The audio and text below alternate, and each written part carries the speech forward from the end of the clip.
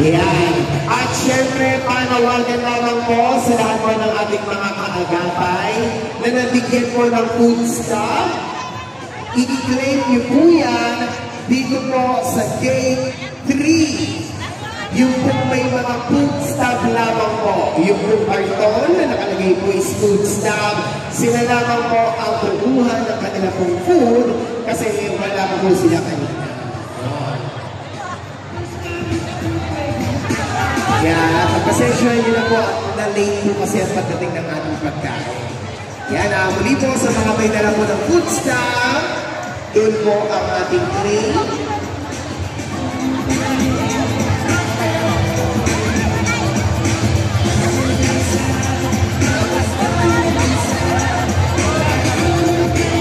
Muli po sa ating po mga kaagapay, tayo po ay sumunod lamang sa ating pong mga ushers.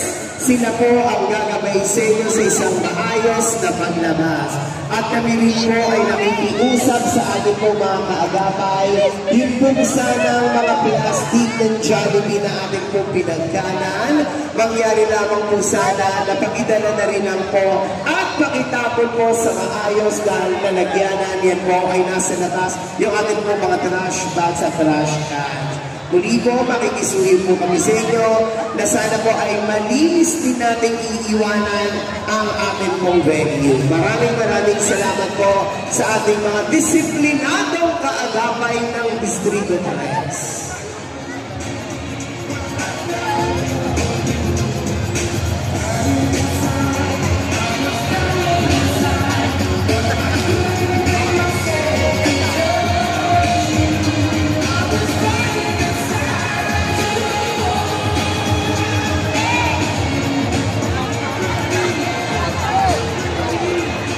Yan, manatili naman po muna tayo nakaupo mga kaagapay ng Distrito 3. Tayo po ay gagabayan ng ating po mga staff sa isang maayos, organisado at ligtas na pagbaba sa ating pong venue.